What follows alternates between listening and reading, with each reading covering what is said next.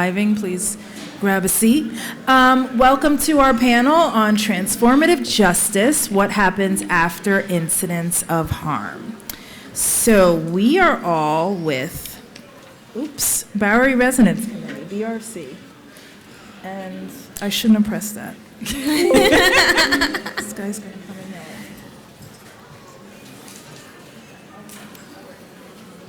Okay, so he's going to come help me. Sorry about that. In the meantime, I will introduce the panel. I am Nicole, Clare. Yes, BRC's Chief Real Estate Development Officer. That's what I tried to do. Okay, got it. Thank you. Thank you so much. And I guess for the network's purposes, I'm also been a co-planner of racial equity and supportive housing, also known as RESH, and a planner of Relish. So that is that. But I am here to introduce you to some of my colleagues on the program side of BRC to talk about our incorporation of the principles of transformative justice into the supportive housing model. We know across the state from the work at the network has done in meeting with both clients and staff that concerns about escalating incidents of violence and harm have left both clients and staff feeling unsafe and stuck. While there are lots of things we can do on the building end, my side of things, to make environments safer and welcoming and trauma-informed, our program staff need to manage after incidents of harms have occurred. They're here to tell you a little bit about how they adapted existing models from the interpersonal violence world to our settings, how it works in action, and a few tips you can take with you, and some guidance on how you can develop this for your own agencies. So I'm going to read a short bio of our panel. Kelly Quirk, immediately to my right, is BRC's Chief Program Officer, who adapted this practice, which we call, at BRC, Creative Solutions, for our work 3 years ago in her role as Vice President of Treatment Services. A licensed clinical social worker, Kelly has worked at BRC for 17 years. Tanya, and directly to her right is Madeline Martinez, the clinical coordinator at one of our OMH-funded housing programs. She started at BRC as a mental health technician and worked as an entitlement specialist before taking on this new role. Madeline is a practitioner of the model with clients in her program and is here to share her experiences of how it works when you go from theory to practice. Madeline's been with BRC for 4 years. And finally, Tanya Brown is BRC's Program Director of Workforce Development, working with clients toward their employment goals. She's a graduate of the Relish program, cohort 2, and she's recently taken over as the lead trainer and learning collaborative facilitator in this transformative justice model. And Tanya's been with BRC for 18 years. So please welcome our panel, and they're going to share some slides and more about transformative justice. Thank you.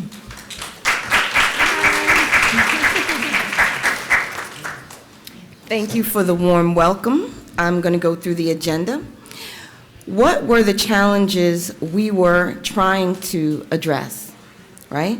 What is transformative justice, and what does our application to housing and transitional services look like? What does it look like in practice? We'll have some case examples from our program. And how do we build this at BRC? And some tips if you want to build it at your own agency. So I'm going to start with a little bit of why did we start this model, and I'm going to ask for, we're usually more, Tanya and I are on your feet facilitators, so this whole behind a desk thing is a little different for us, so we're going to ask for some hands in the air to help us feel more comfortable. How many folks in here work in programs where there have been an incident of violence and the staff have said nothing's being done?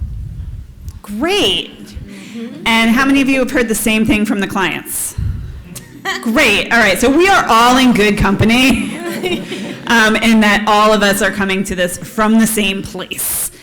And I was in a place as vice president of treatment services at the time where I was going to my boss, who was at the time the chief operating officer, and I was saying, we need to do something. And he was like, yes. And I was like, but we need to do something. And he's like, okay. And then eventually he was like, I'm giving you back the work. You have to figure this out. And so I said, okay. So we're going to talk a little bit about that, but I think we thought a lot about what we do, and we thought a lot about how could we make this something that we can do in our own programs without needing outside support. Because we were trying not to go find a grant to pay for positions that I can't fill the current vacancies I have for. So what could we do that was within our own control? And so that's kind of where this started.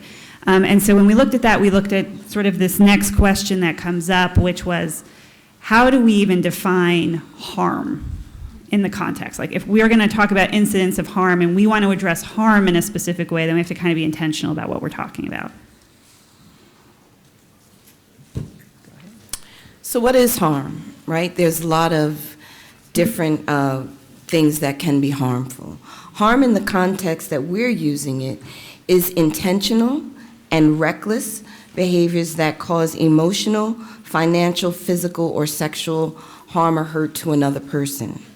In general, harm can be caused by things such as hurtful insults, theft, menacing behavior, pacing back and forth with fists balled, physical assaults, threats of assaults, property damage, I know this well, ripping out computers, throwing them across the wall, ripping out TVs, throwing them across the wall, behaving in such a way as to allow others to feel unsafe. Refusing to help clients, that's us, right? Refusing to help clients, ignoring requests for assistance. So, hey, Mr. So-and-so really appeared to need your help. What was going on there? Why weren't you able to help him? Some harm is within what we can handle, and some harm is outside of what we can handle. In this process, we try to handle it in the community. However, it doesn't mean that your old methods of handling some harm won't apply as well. There's a large range between a serious physical assault and yelling and cursing and screaming. Click. So we're going to talk about what is transformative justice.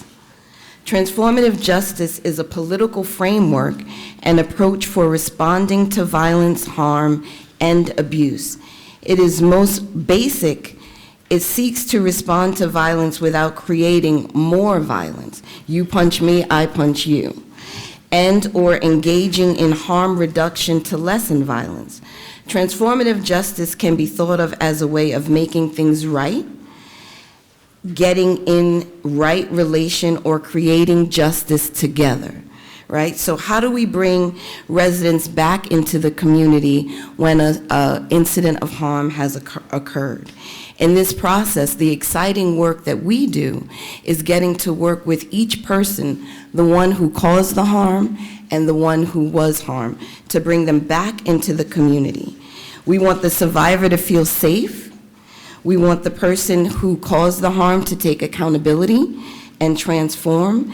And at a very high level, ultimately, we want transformation of the community, and we want the violence to stop. We want the conditions that cause the violence to stop, even if it's something that we did, or it's something that is set up in the community.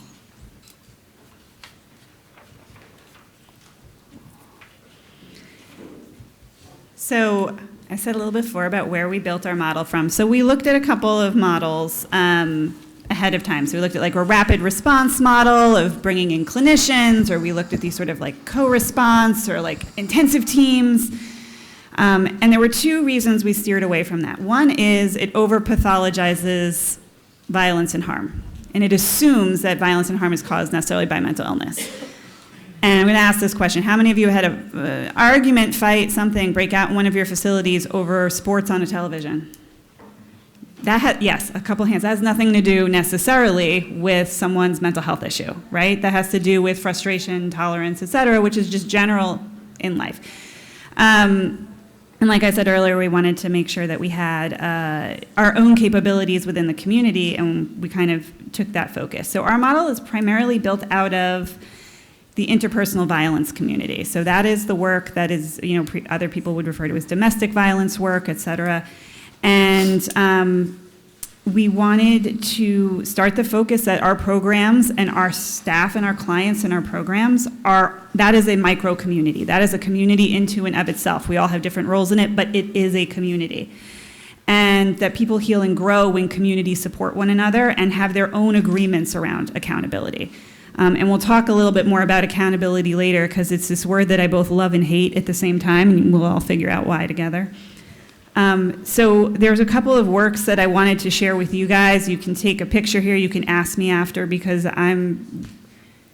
we like using these models. But there's some really brilliant people who do this work from that world, and so we're going to name them. So we have Fumbling Towards Repair, which is a workbook for community accountability facilitators. That's by Miriam Kaba and Shira Hassan. Generation 5's work on Towards Transformative Justice, which there's a website there.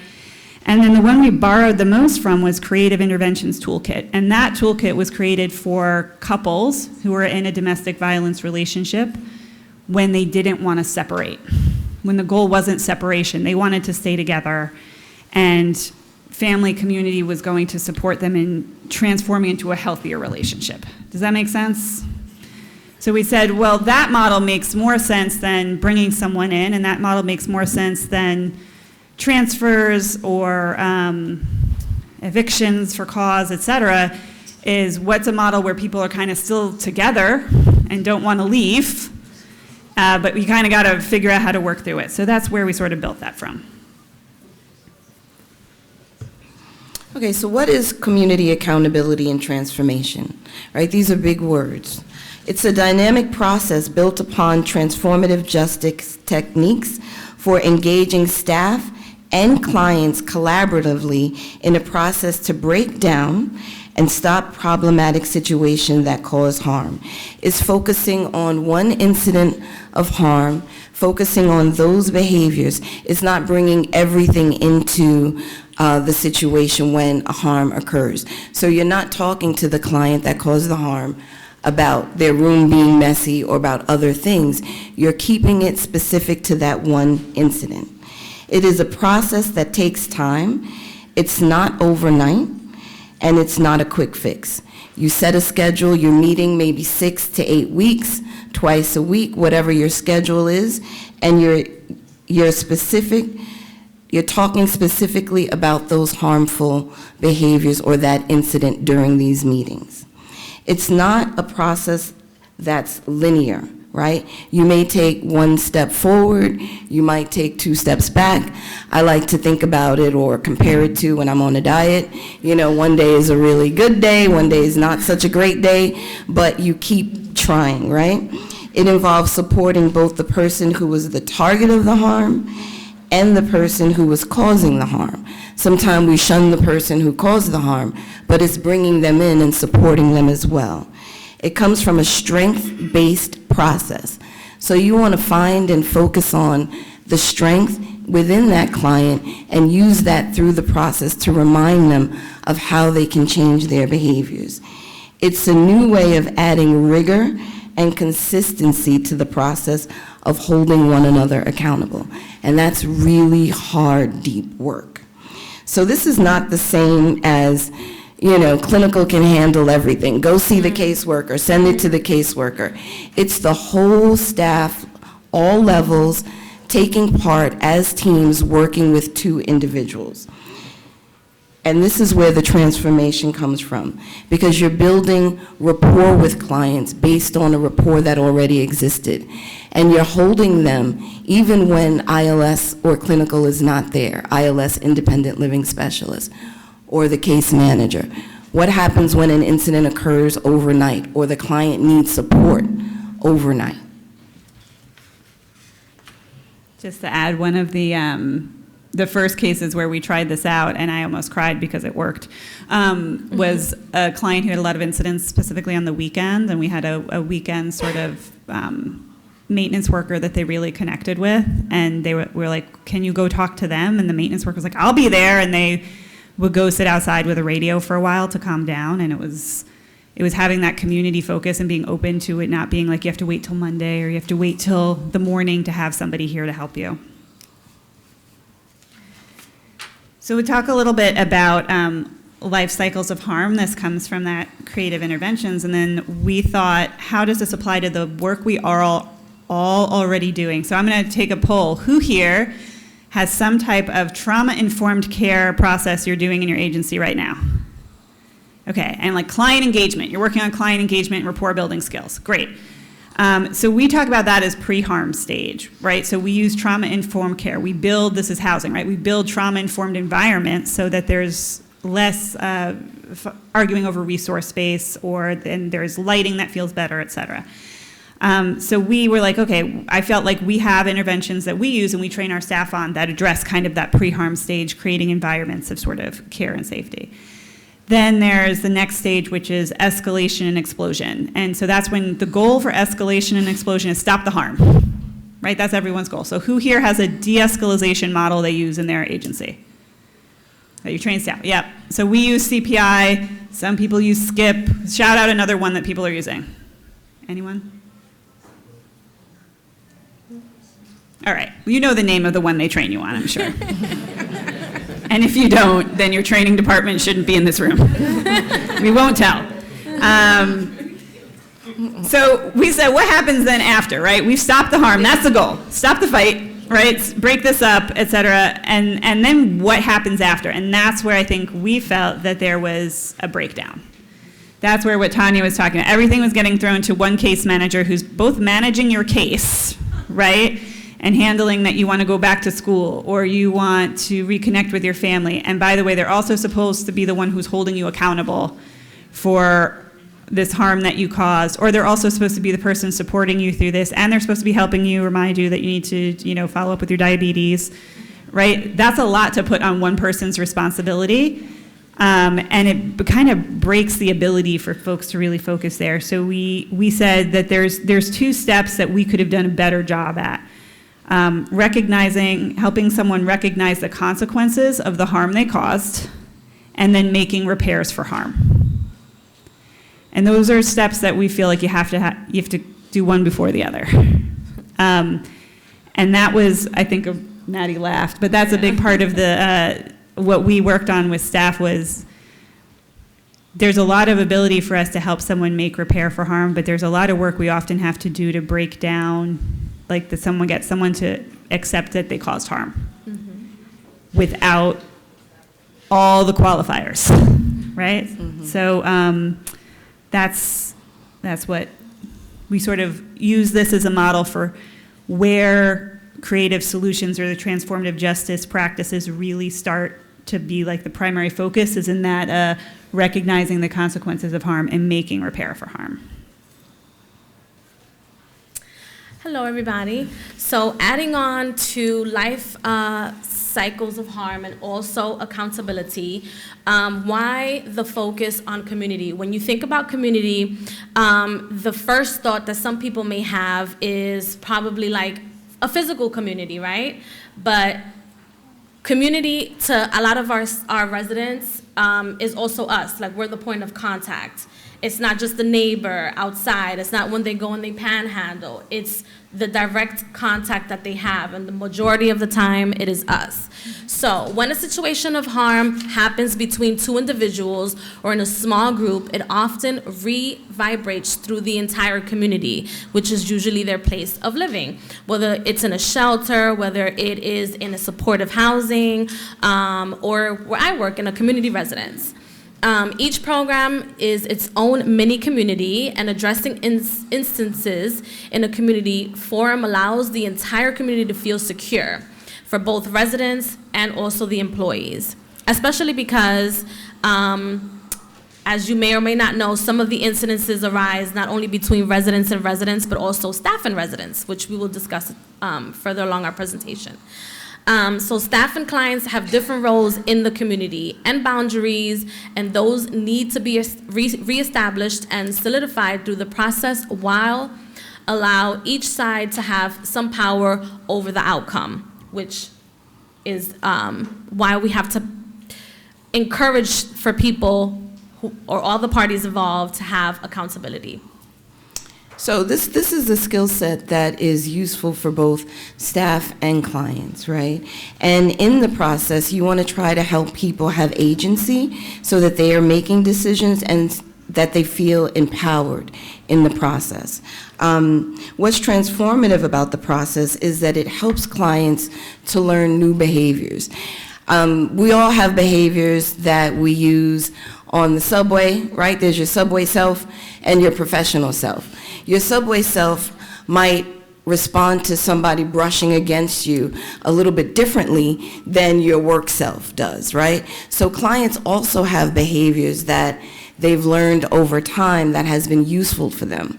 Yelling, screaming, that might get them the attention that they need or that they're seeking. But in this process, we're trying to help them figure out a different way, right? So instead of punching someone, why don't you come into my office when you're starting to feel escalated and let's talk it through. And then you can call that a mini victory. So he's not knocking somebody out, but he's coming in your office. And although that might be difficult to deal with, it's a little bit better. And it's transforming his behaviors and teaching him a different way to get his needs met. Okay. So this is a big one, right? Core trauma-informed principles. And this comes from the book Kelly mentioned, Fumbling Towards Repair. There's a phrase in the book that they use, there's only fumbling forward. And what that means is if we stay in the same place, nothing changes, nothing happens, we don't get any better. But if we try something different, even if we're stumbling and falling down, at least we're moving forward. So that's where this title, Fumbling Towards Repair, comes from. So we use these principles in the process, and we use them to guide us. One is acknowledgement. The acknowledgement that trauma is pervasive, right? So Kelly often says that there are big T traumas, and then there are little t traumas. So the big T traumas are things like death, car explosion, car bomb, big accidents, those type of things that we all would relate to and call a trauma. But then there are little t traumas, things that happen in our past, things that happen to us when we're mistreated. Clients have been mistreated many places, many different facilities. Maybe a client was mistreated at a medical appointment, right? And now they never want to go back to another doctor's appointment because that trauma made them feel unsafe. They experienced something and their spidey senses are going and they relate that always. One of the things that we have to remember when we're dealing with a client's trauma, whether it be big T or little t trauma, is that as staff, we don't get to rank the trauma. If it's a trauma for them, it's a trauma. Secondly, safety. We want to ensure that all participants are safe in the process. When there's a fight, right, we call 911, we might separate clients. One client goes here, another client goes over there. But there are things that we can do after the harm has occurred to also instill safety in the community and safety for the person who caused the harm and safety for the person who experienced the harm. You might ask the client who caused the harm, is this a good place to have this hard conversation coming to my office? And they may say, no, going to the kitchen makes me feel safe. Being around the cook makes me feel safe. So you try to do things after the harm to create that feeling of safety. Trust. You want to build trust with each other by explaining what's happening in the process, why it's happening, and how we're going to do it. And you also need to make sure that you show up.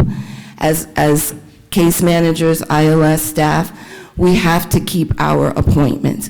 When we say Tuesday at 8 a.m., we have to be there at Tuesday at 8 a.m., even if the client is not ready for us or doesn't want to show up. We say, look, I'm here, you're not ready, how about we start at Thursday? Let's try Thursday.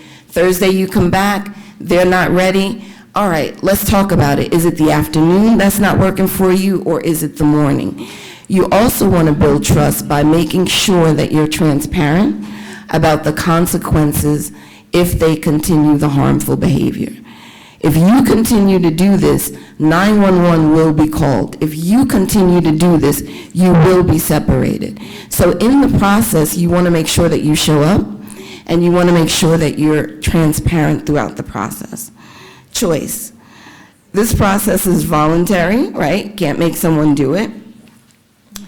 And the choice about the direction it goes should come from the person who was harmed. They really should take the lead in where they want this to go, what kind of repair they want to receive. Control. As much control as possible should be given to the person harmed. You want to make sure that you're very careful not to do something that I've been guilty of doing before this training. Let's get the clients together. Let's have a talk out. Let's have them apologize, right? You don't want to do that too soon because you want to make sure that the person apologizing can give a sincere apology, without excuses. I punched you because you kept staring at me, and I'm sorry. So you want to make sure that that person can give an apology and that the person who was harmed is able to receive that apology. Maybe they're not ready to be in the same room with that person. Empathy. Only individuals who can provide empathy should be a part of the teams working with both of the individuals.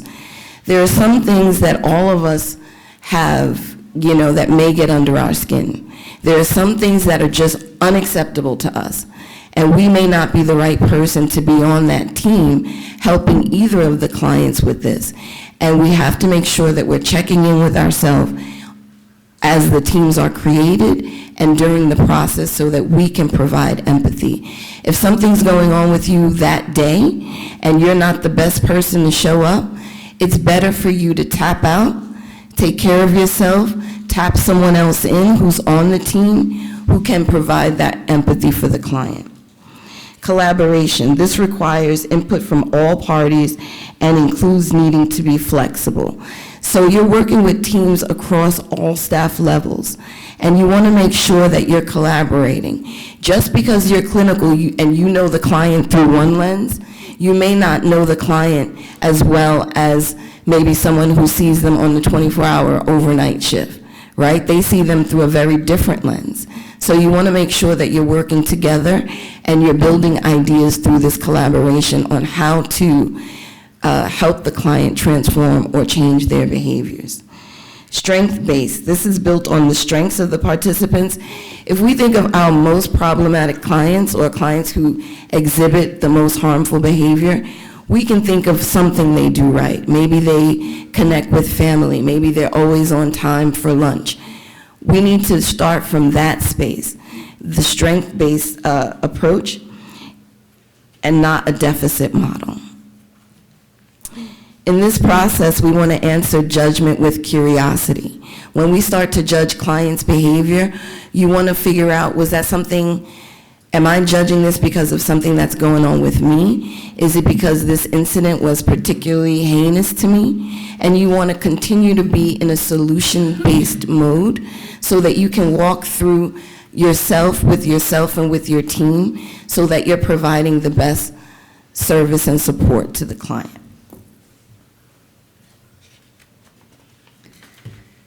So a big focus of our work is creating a shared language around the word accountability for both staff and clients and being pretty transparent about it.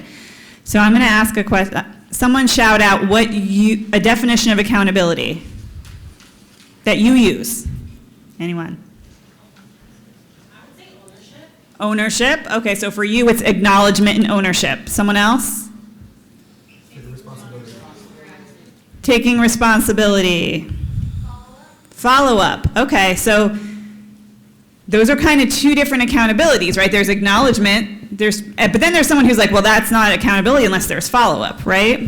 So this was creating this dynamic where everybody was like, I want accountability, and no one was saying, this is what accountability is. So no one was getting their needs met, right? And people were doing a lot of work, and then they were like, it's not resonating because we're not having the same conversation. Does that make sense? And so we had to change accountability from a thing, right? From accountability is not an outcome, it's a process. Does that make sense?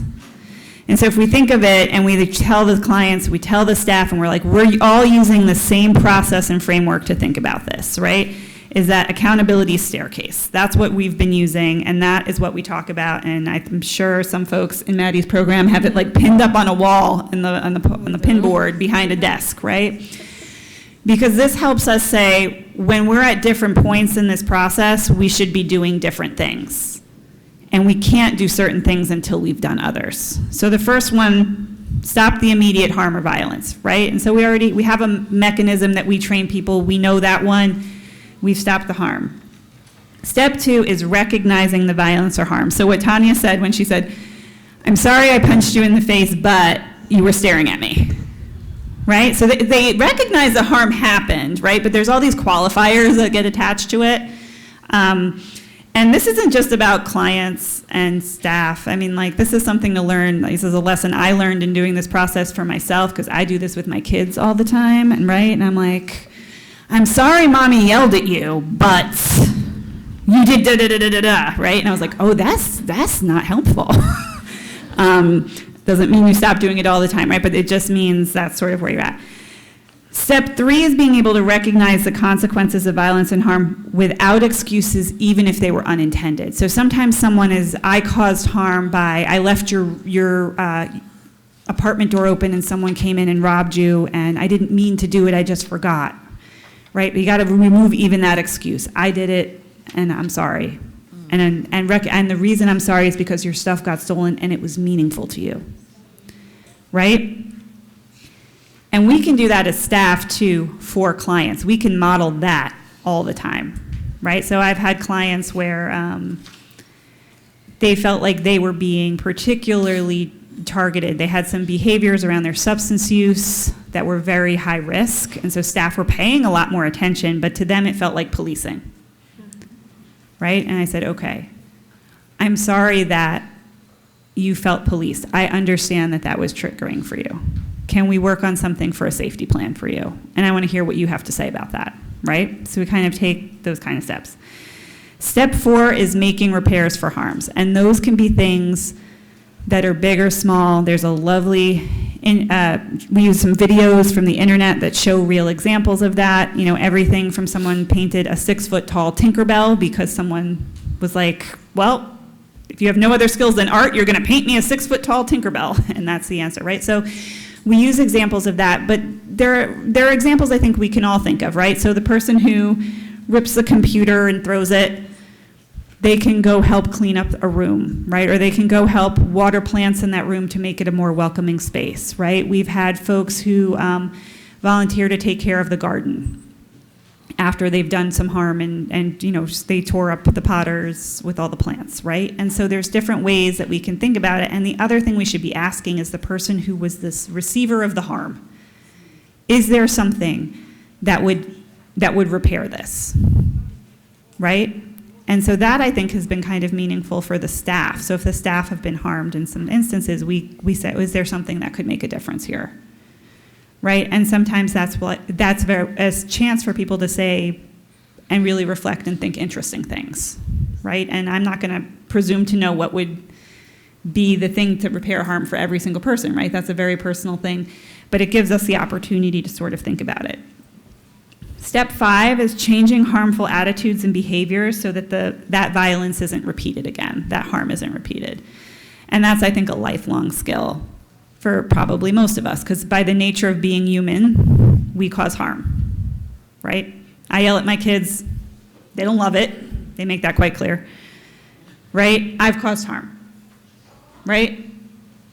And so that's part of, you know, what are there attitudes or behaviors I need to change, et cetera. So part of this process, I think, is for staff and the folks training, and that's your senior leadership, of being vulnerable and acknowledging that, right?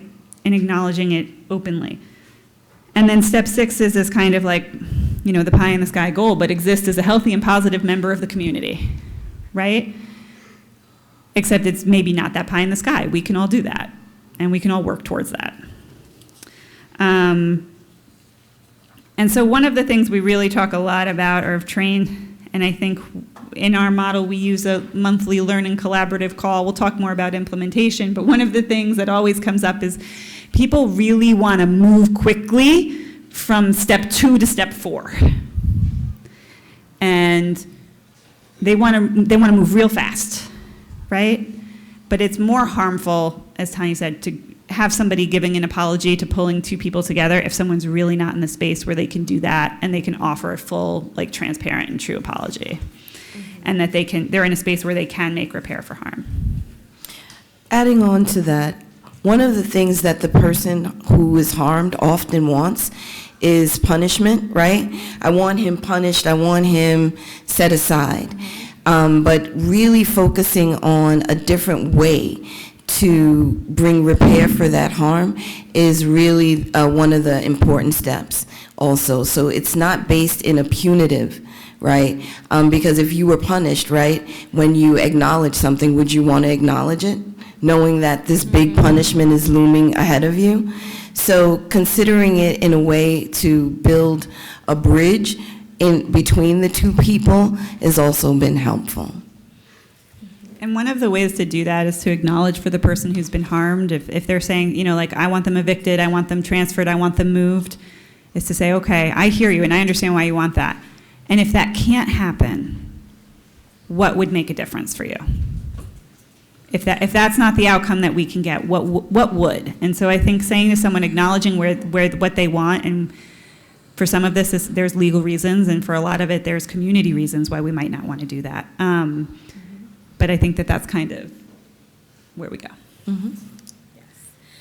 Okay, so how to give a sincere apology, going through the steps that Kelly previously mentioned, which are extremely helpful. And to add on to what the lady said, patience is the key.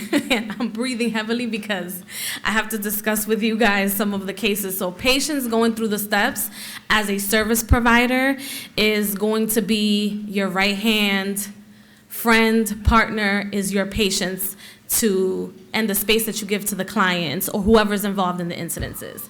So how to give a sincere apology. With specific details of harm, steps 1 through 2, without excuses. So if, for example, a client says, I want the other person evicted, or even a staff member, situations arise, why can't we evict this person, or why can't we remove this person? You guys can always, yes, go through the steps, but you guys can always remind them of, like, the contracts that you guys have. Like, I know for me, we have residence agreements that the clients sign, and also that we also sign as service providers, and remind them, like, hey, this is the contract that you signed, and in those residence agreements or in those contracts, there are rules and regulations that prevent them from even giving the excuses as to why they shouldn't give a sincere apology. With understanding of the consequences of the negative behavior on the survivor and the community, which is step 2 to 3. With intended or requested repair, which is step 3.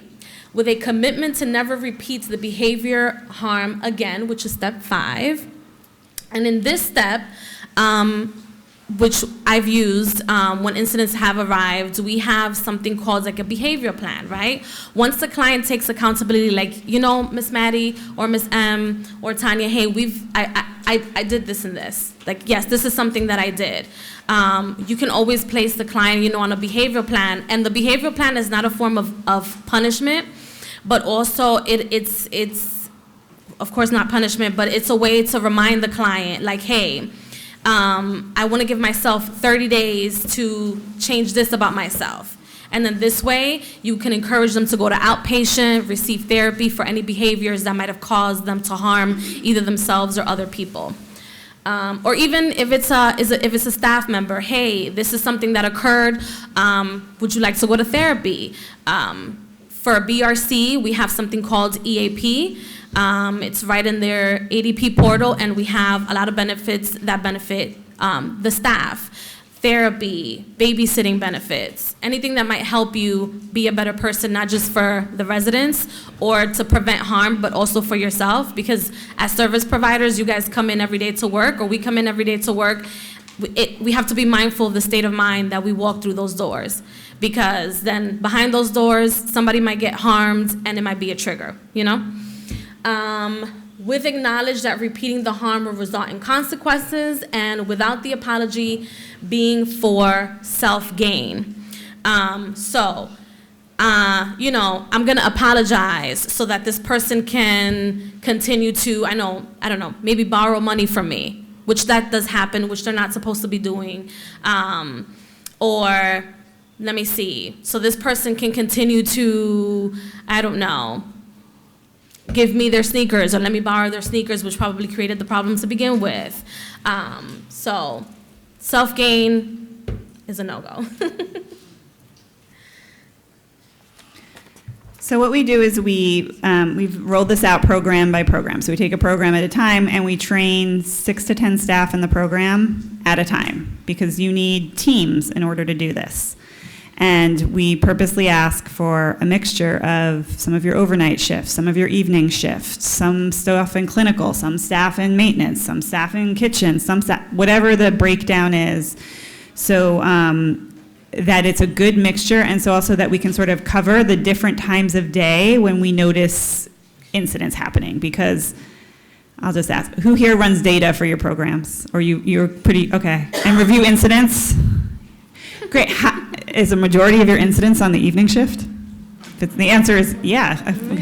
Right. So it was a big thing for us to make sure that we had evening shift staff trained. And often that meant desk clerk, the folks working the front desk, right? The security staff, whoever.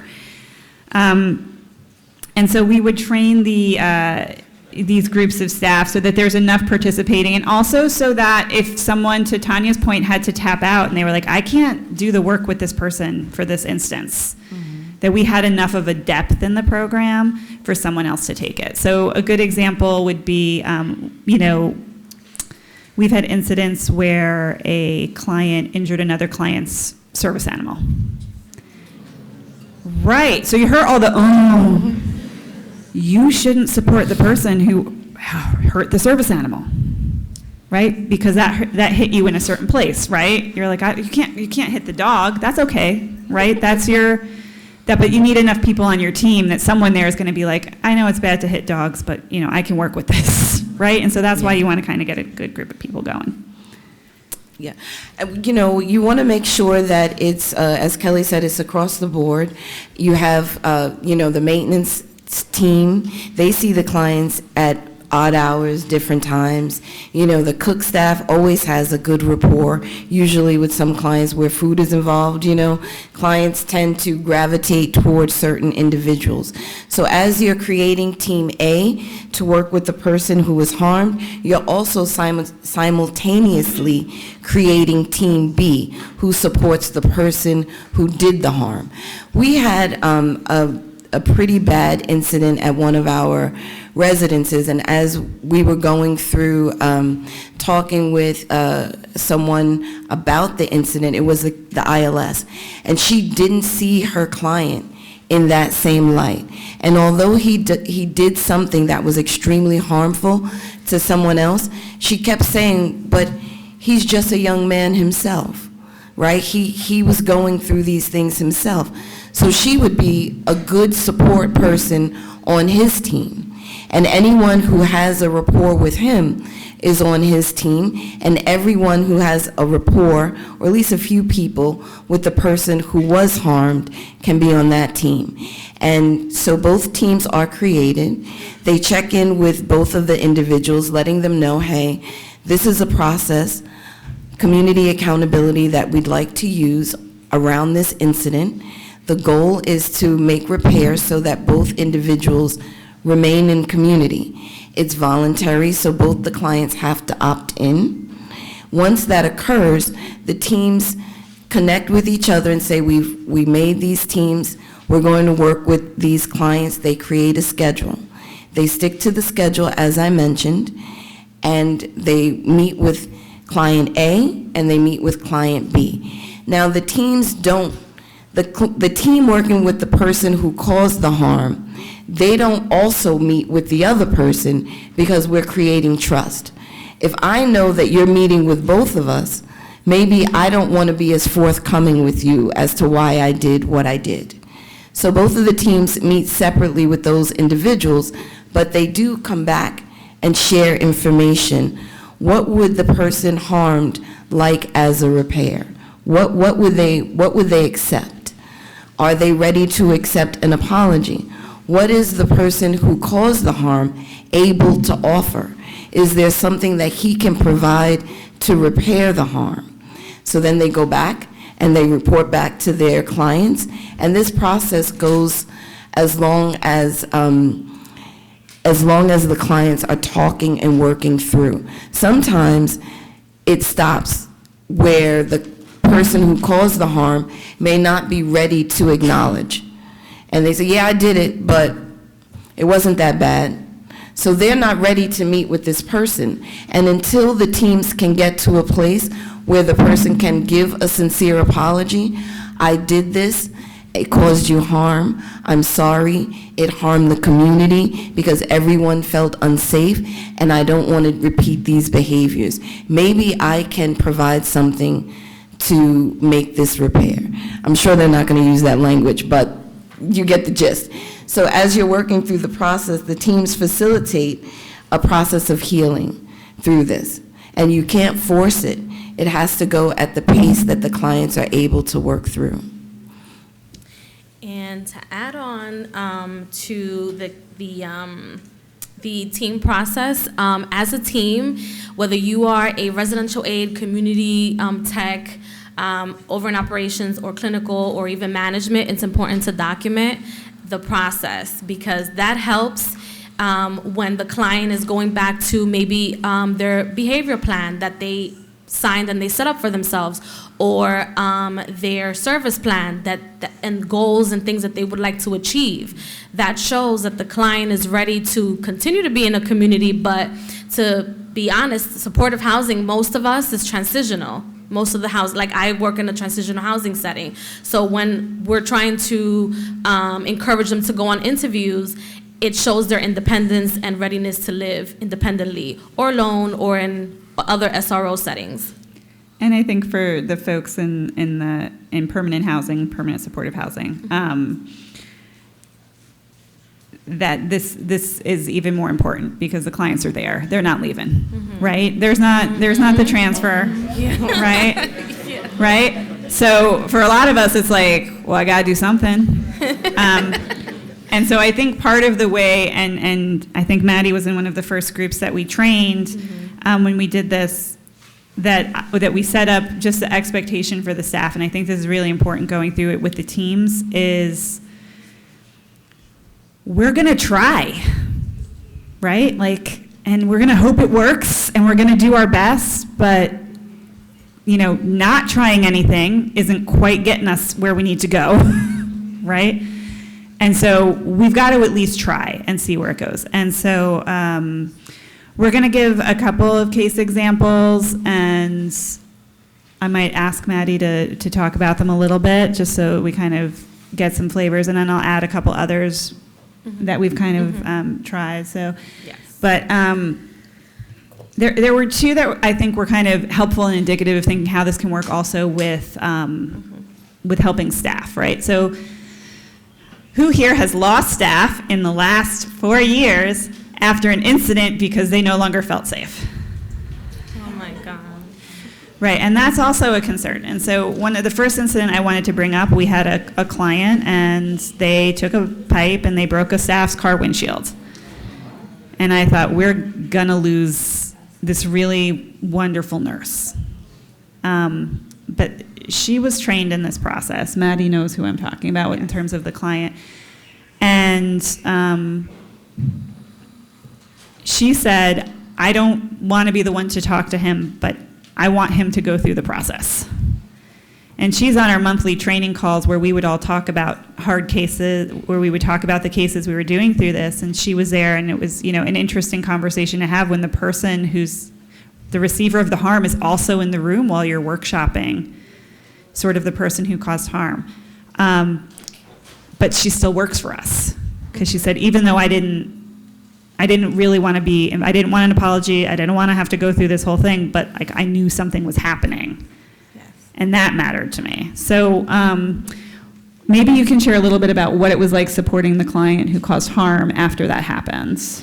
So at first, our client was also reluctant to speak about the situation, didn't want to speak about not even the event. So what we did was, because we have to meet the client as clinical once a week we would ask him, hey, so not to bother you, but would you like to discuss the situation? So we constantly spoke to him about it, because he's one of these clients that if you don't speak to him about what's going on, he'll cause harm, because he'll leave it and store it somewhere, and then when something triggers him, he'll go and harm again, whether that's himself, other people, etc. So at first it was very challenging because he didn't want to discuss the situation.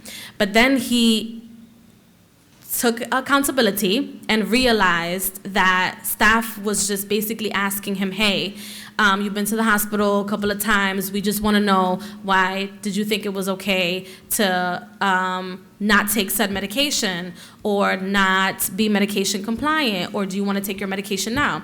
We're basically just following up. But because at the moment he didn't feel comfortable or didn't want to take his medication, he reacted in that way. So once we counseled him, he said, maybe I can speak to her, to the nurse, or let's discuss, or how she's doing. So after we went through all the process or all the steps, now he asks, how is she doing? And as a matter of fact, I think, what's today, Thursday? So Tuesday, she was in CPI training, and the situation came up, or the incident came up, and she too understood, Sometimes the people or the parties involved are not going to want to have one-on-one discussions, but mediation is important.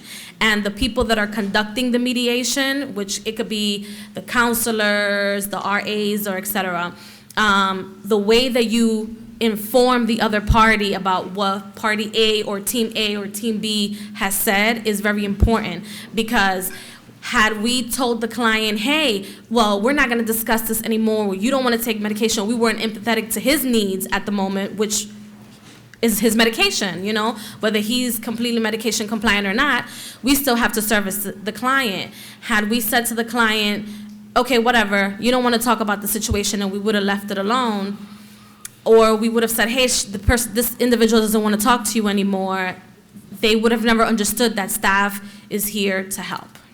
So. And then I think you had another case recently that was interesting. We had a female client who kept in the elevator touching the backside of a male client. Mm-hmm. She just got a little handsy, repeatedly. And this was sort of the process that they wanted to both go through, and to sort of address this behavior, because he was very frustrated by it, understandably, right? And she was maybe not as cognizant, I would say, of that this was problematic. Yes. Let's go there. So do you want to talk a little bit about? Yes. So in that case, the female client didn't understand, because at the time she wasn't medication compliant. So sometimes when they're not medication compliant, they become hypersexual. The clients can become hypersexual. So she received counseling. The client met with his team, and then she met with her outpatient team to discuss the situation. We informed both of them, hey, this is not a behavior that's acceptable on site, but in this matter, there wasn't an employee involved, so it wasn't employee-client, it was client-client. And we discussed it and had separate counseling sessions, so much so that it came to the point where when it was time to ask them, hey, do you guys want to discuss? Now that neither of them were upset, The matter was de-escalated for a couple of weeks. It took a couple of weeks and a couple of attempts. I want to say this process took maybe 2 months or a month and a half before they decided on their own terms. Sometimes it just takes reminders. Hey, you want to discuss? You want to meet today? You want to mediate the situation today? Because our site is co-ed. No, I don't want to talk about that. Then we saw them outside, and of course, the male resident said, hey, you want to talk because I know we were friends before. So sometimes we do have to remind them of their previous relationships so that they can go back to having positive relationships or healthier relationships with one another. Because even if they move on, since it is transitional housing, somewhere along the line, they might be in the same outpatient team together. They might go to the same therapy sessions or see each other in the hospital, or even be around the neighborhood panhandling. So you want to reestablish that relationship. So that was really good, and we did cry a little bit because we thought it was never going to be fixed. I told Kelly, I said, Kelly, they don't want to speak. Like, what are we going to do? They no longer want to be friends. And they hugged each other in front of the facility on camera. I was so happy. I was so happy. Yes. Maddie was like, I have proof. I have proof. I said, all my clients are getting along. I think one of the things that also, though, came up in that case in the Learning Collaborative call when we were talking is there was a moment where previously you guys had established something where the female client could stop at the front desk at any point in time. Yes. Because she was kind of in a state where she needed a lot of attention, and the staff were previously kind of like a little overwhelmed, let's say that, right? And so we established very clearly, like, this is what we need to do right now, is she needs to be able to have 10 minutes, 5 minutes, et cetera. But then she kind of started tapering off needing that, right, as much. And then I think you guys had said something in a Learning Collaborative call, and I said, no. Do you remember what it was? I don't remember. Maddie said, yeah, she's doing real good, so I think we're going to stop talking about this now. And I said, no. She's doing good because we're talking to her this much. She's doing good because we're this connected with her, right? So when you have all the staff that's connected with someone and then someone's behavior starts improving, and then we're like, okay, so we're going to like stop the intervention now. We take away all the support that was helping them do well in the beginning. Yeah. So you want to taper that support slowly over time versus pulling back after. Yes. Does that make sense? Yes. And to add on also, like, having conferences, like, your team could be in your facility, your teams, team A, team B, but also include the teams that are service providers that are not, working with specifically your agency, like the ACT team, the IMT team, the cases team, the FACT teams, include them in the process, because right when I was ready to say, you know what, I'm not going to touch on this subject anymore, like, she's fine, we had a conference, and what we weren't informed before this individual was housed in our facility is that she actually wasn't even talking to anybody prior to being transferred to our facility. So we commended her for that, and that was the big improvement. And I think that was what caused her to say, hey, let's just shake on it, and I'm not gonna do this anymore, because she realized, again, community. She formed a community. And just wanted to add on one thing about the constant going back and talking with the person, either the person that was harmed or the person who caused the harm. You're letting them know that this situation is important enough and significant enough that we can't just move on. Oftentimes when people do something, or even when harm is caused to someone, they want to forget it and move on, but then they're not dealing with the issues, the underlying issues, the reasons why, they may have done something, and if they're harmed, they're not healing from the harm. All right. So we're going to speed up a little so we have some time for questions. Okay. So in terms of implementation, if you want to do this at your own agency, you should do it. Please do. Please do. Yes. So the first thing I say is explore all your alternative options, right? So like I said, we looked into a rapid response model and found that wasn't the practice for us, but maybe that's something in your agency. I would say do an inventory of the existing practices you have and identify if there's those areas for gaps. So for us, it was the post-incident sort of area where we felt like we were falling short. The next thing is you got to build cultural buy-in within the program and the organization. And with that, you're going to need someone who manages incidents to agree, because there's some risk involved, right? And you're going to need someone in senior leadership to say, I think we should try this because we have all these things and what we've been doing just hasn't quite gotten us where we need to go, right? In terms of those situations.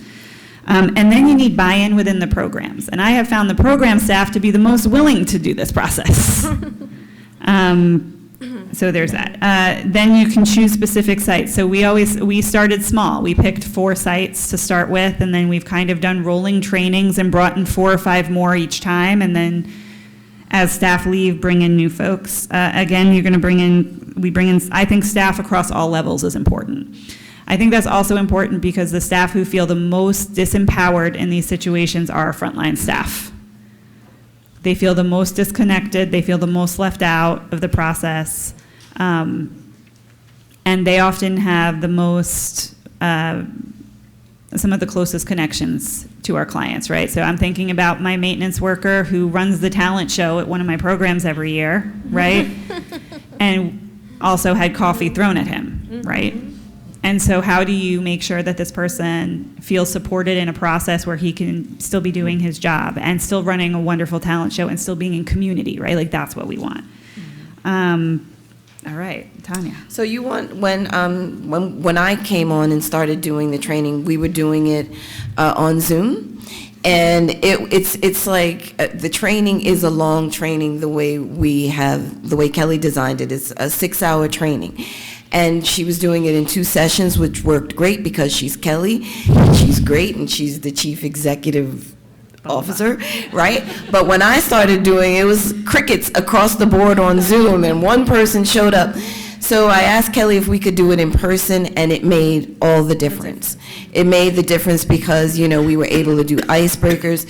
People were engaged because we put things up on the wall for them so they could write in teams, so they could practice the process. And I think that made a huge difference with engagement. Then we have a monthly learning collaborative call where anyone who's trained throughout the agency, so it's different programs, will come on the call and they'll present a case. And then the community, our learning community, is able to support them through what they're doing with that client. We try to focus on, you know, identifying what happened, identifying who caused the harm and who is harmed, and then what phase of accountability the person who caused the harm is, and what repair the person who was harmed wants to make.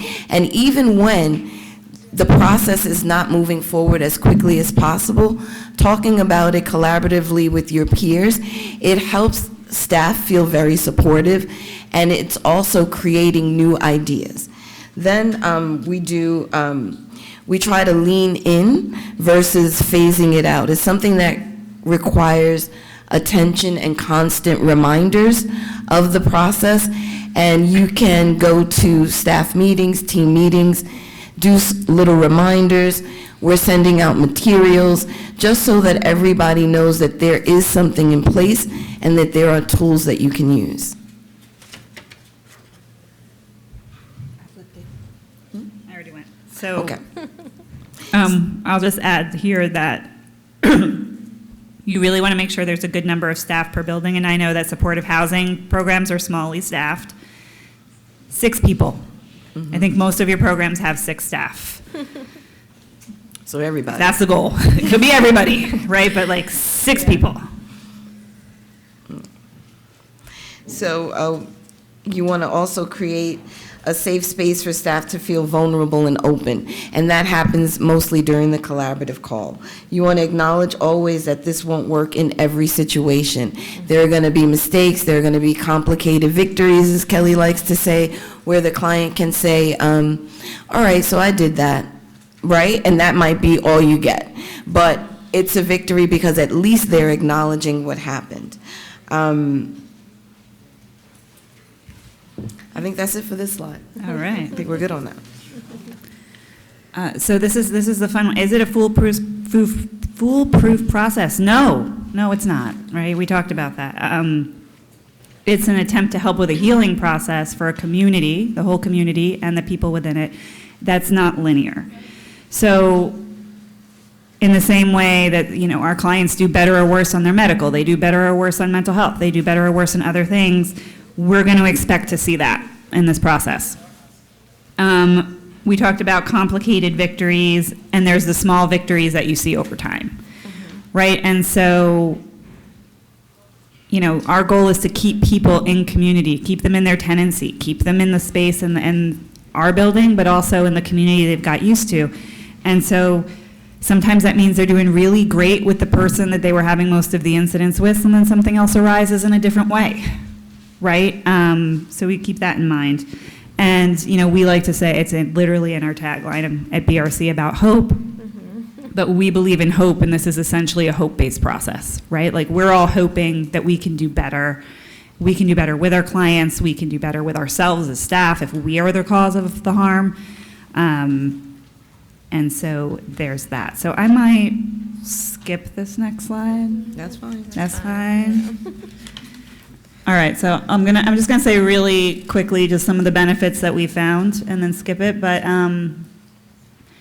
we found that the staff who have gone through this training have felt more connected to their own ability to manage conflicts after, right? And so instead of feeling like, is BRC doing anything, right? I'm sure we've all heard that, right? They felt like, I'm part of BRC that's doing something, right? And that was a big shift, and that's why you have a case like our nurse who's still with us, right? Who didn't leave after a large incident. And I understand why someone would leave, right? I'm not saying you'd have to stay, but we created that, and I think that was really helpful.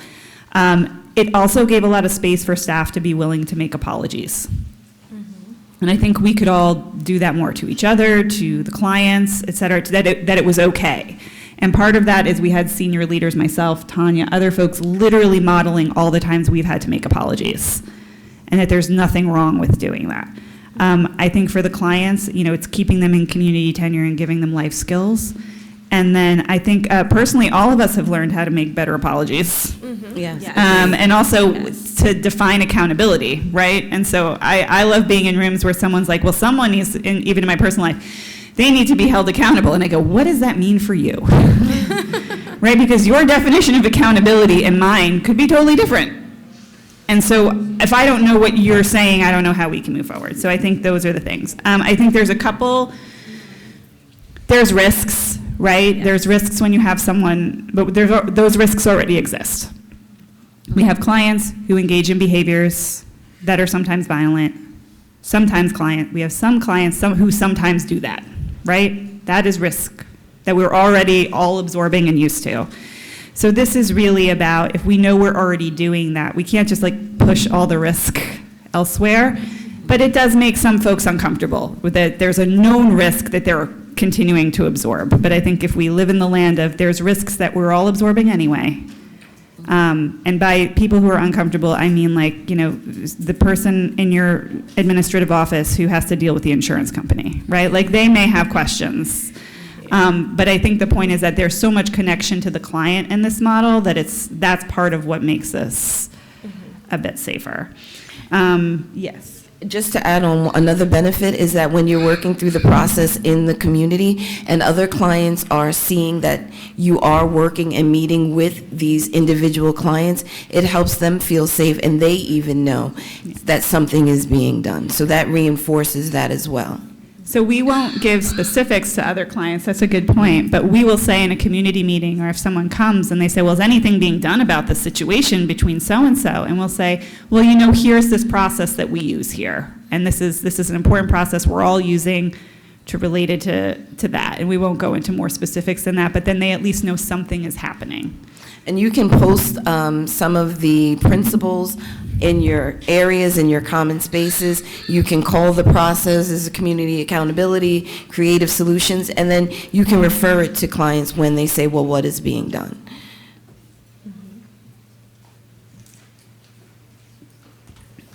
So I think we kind of have said the key takeaways many times. I'll leave them up here, but we'd be happy to answer questions that folks have. I think there's a microphone here that you're supposed to line up at.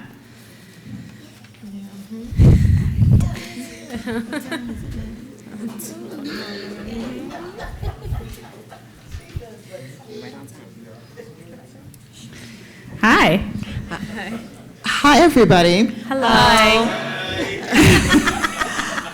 My name is Alexandra Francis. I'm the Chief Program Officer at Lantern Community Services. Thank you so much for sharing this approach. I have two questions. One is, are there any types of incidents that you wouldn't implement this for? And I'm thinking specifically about incidents that may be criminal in nature. And so I'm wondering, to what degree would this model potentially disempower the victim of a crime? So I think Tanya elegantly brought this up earlier, and I'll just be more. There are certain processes when there's already like a, how do I put this? There's a criminal legal proceeding that's happening. There are,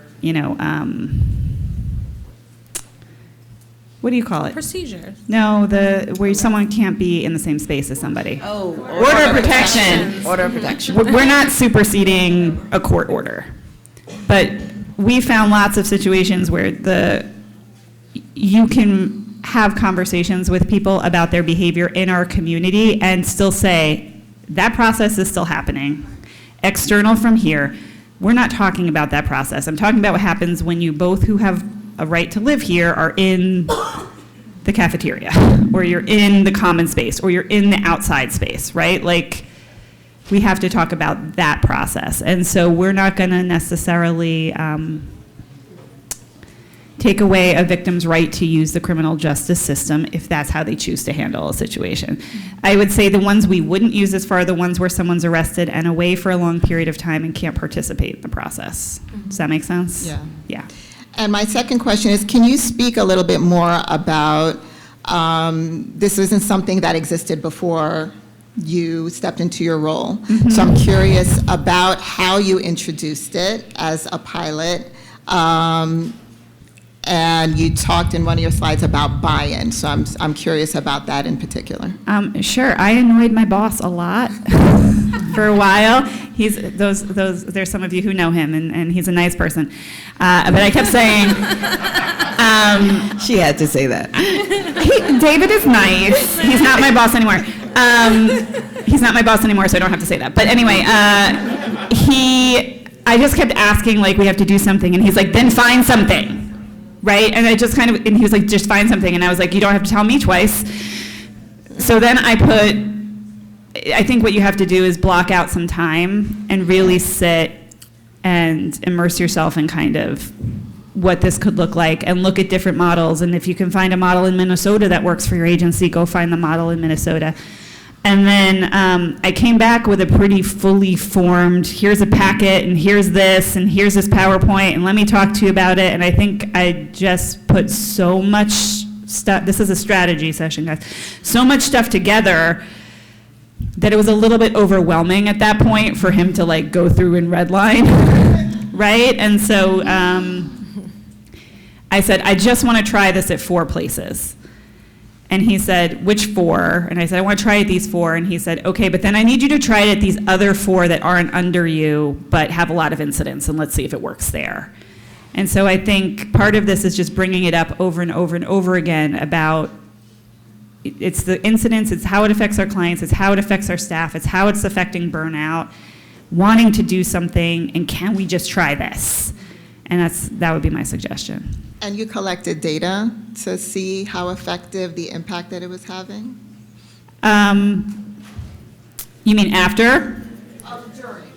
Oh, yeah. Well, we use our monthly collaborative code. We have a lot of qualitative data. Yeah.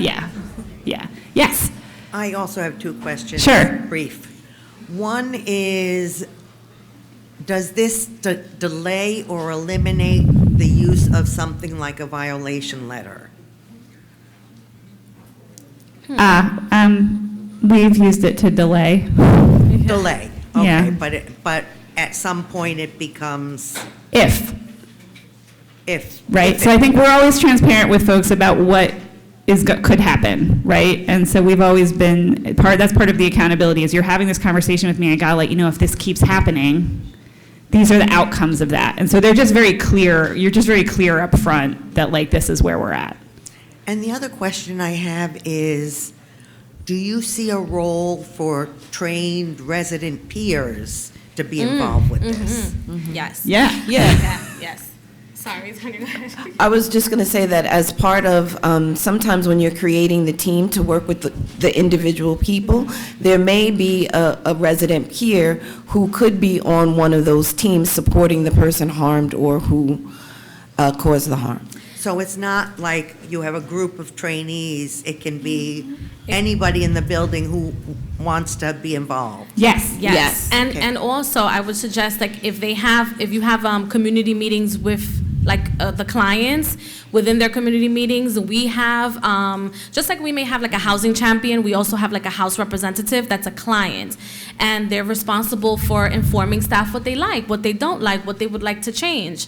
So once you speak to like both of the parties involved, or however many parties involved that are clients, you can get their consent, because sometimes you would find the clients are like, well, I don't want that person to know. So once you get the consent, hey, this is the house representative, can we involve them in this situation?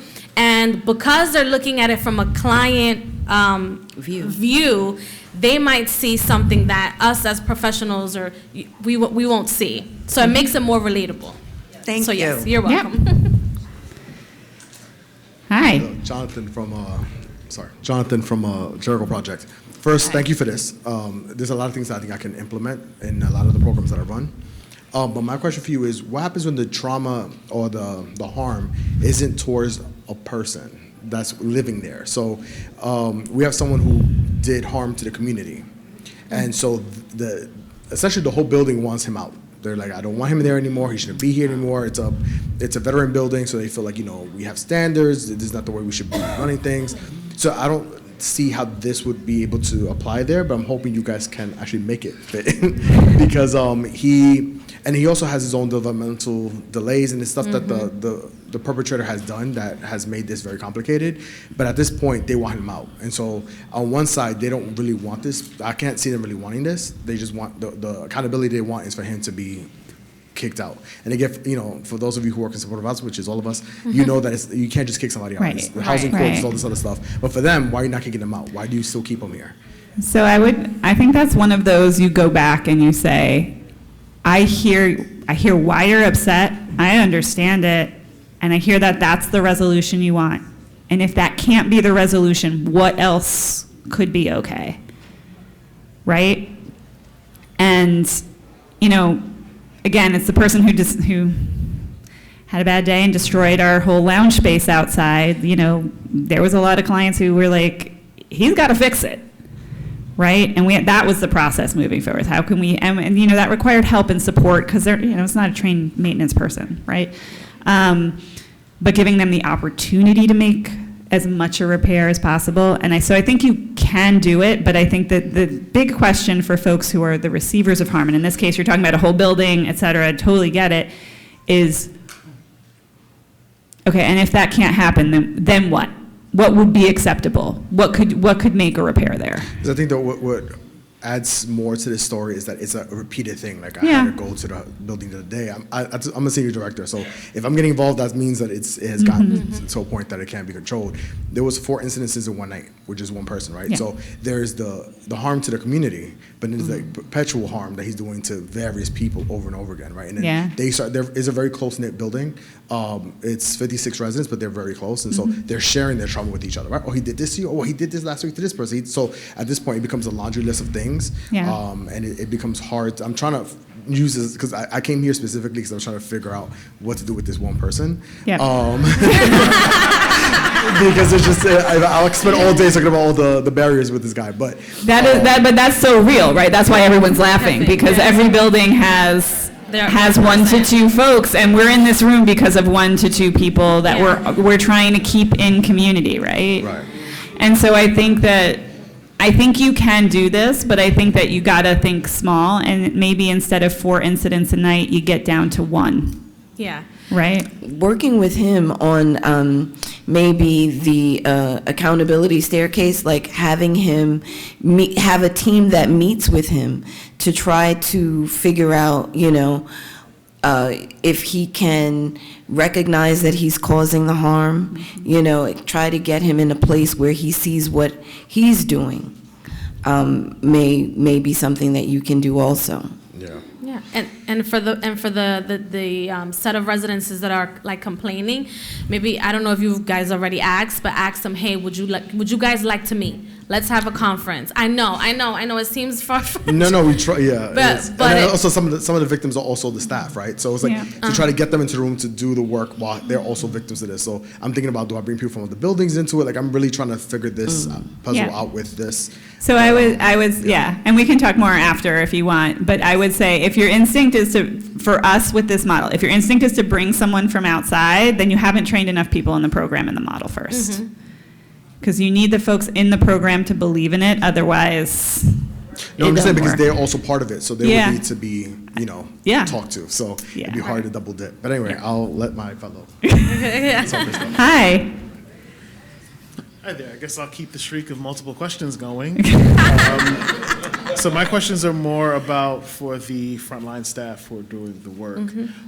So for them, have you faced any challenges, one from that sort of tendency to say that's not in my job description? How are you adding this new expectation upon me? I most definitely have heard that, and it is in their job description, because if you're at the front line, you are their first contact. And their job is not just to conduct rounds. It's not just to, hey, let me see if the room is clean or not. Their job is also to document and monitor. And their shift reports are legal documents. So it is in fact in their job description, because otherwise, if it's not in their job description, then you shouldn't be in the workplace, especially as a service provider. Because I think that a lot of people that come in to work as like community resident or like in operations, they're coming from totally different spectrums of jobs that have nothing to do with social services. But if you're going to be in social services, you're a constant. Well, you should always remind them that they're giving services and that their documents are also important. Their shift reports, their in and outs, because when that person has an incident, and let's say NYPD comes on site, they should go take a walk. That walk turns into an AWOL. Guess who's documenting? Guess who's following up operations? Guess who's documenting the time operations? So it is in their job description. Yes. I think. Go ahead, Tanya. Just adding on, one of the things that I found helpful in the training is telling frontline staff, like, one, you're one of the most important people in this program. Like, you see the clients in ways that we never do, right? And also, this is a tool for you, right? This is something that you can use to help you do whatever you're doing better or in a different way, because they're usually the ones that are called when an incident occurs, right? So it's giving them education and tools and strategies and techniques, and I frame it as an empowerment for them, not an additional thing that they have to do. Thank you. And my second part of the question is, when you do have this new effort happening and people see this, have you experienced your staff wondering, since they see this transformative justice on behalf of the clients, what is the organization doing for their own justice to give them a different response when they step outside the lines of expectations? Yeah, so I think you're talking about holding the staff also accountable.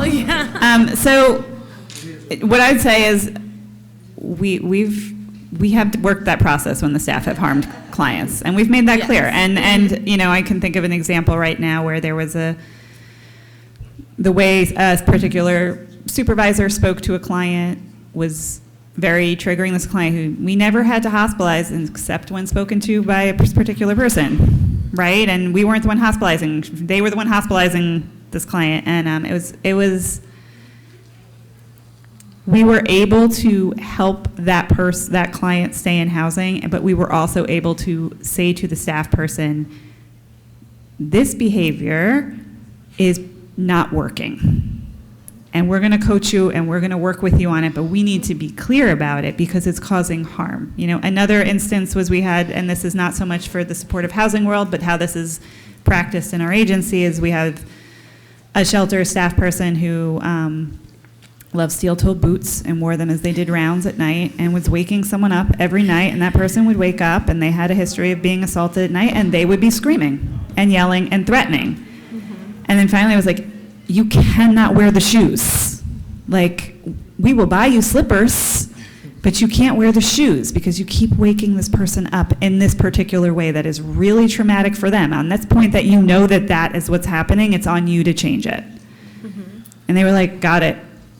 I mean, we bought the slippers, but you know. But that's another example. So yeah. And to add on also, as managers or everybody that's a manager here, don't be afraid of reminding your staff that they also are under contract. Like, for example, the Justice Center, if they sign consents with the Justice Center, the rules and regulations are placed everywhere. I know that a lot of us sometimes, we're doing onboarding, or like HR, we're doing onboarding, these are the documents you have to sign. A lot of our staff aren't reading through the documents. You can always revert back to the document. Hey, these are our responsibilities. It might not be something that you're comfortable with, but working here, these are the rules and regulations that as a service provider, whether you're an RA or not, this is what you signed off on, and then remind them of that. Besides their employee, contracts, Justice Center is always there. Well, maybe not for everyone in this room, but yeah, sorry. All right. Hi, thank you. Hi. I'm Eve Goodman from CUCS, the Director of Training there. And, I'm really excited about what you're talking about. It seems great. You've done a lot of really hard work. Yeah. One question that I have as we think about how this could look for us, what happens when of the two parties, one will not consent to participate?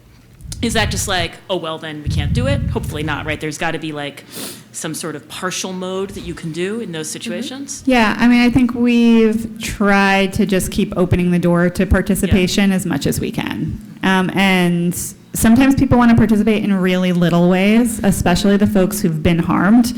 They're like, I don't want to do the whole grand apology, but I will check in with you every 2 weeks to see how I'm feeling about it. And for the folks who've caused harm, I think to what Maddie said earlier, it's like building that relationship over and over and over so that they feel comfortable enough to eventually participate. So you continue the process of engagement. Yes. Even though they haven't actually consented to participating in it yet. Because we won't necessarily form a team, but we'll have one person who keeps asking them if they would be willing. So you extend the outreach engagement phase in hopes of getting the consent for full participation. Got it. Thanks. All right. Oh. Okay. Hi. Same question. It was just how do you get buy-in from the client who caused the harm? And is it just you're asking them over and over again, do you want to participate in this process? Are there other strategies you're using? I think also sharing the transparency that if this behavior, right, if you don't get around this behavior, these consequences can occur, and being really transparent and saying we can work with you to try to shift these behaviors so that you can do something else. We can talk about alternatives for you because, unless you want to experience these, consequences to that behavior. So I think, to the last part to that I would add is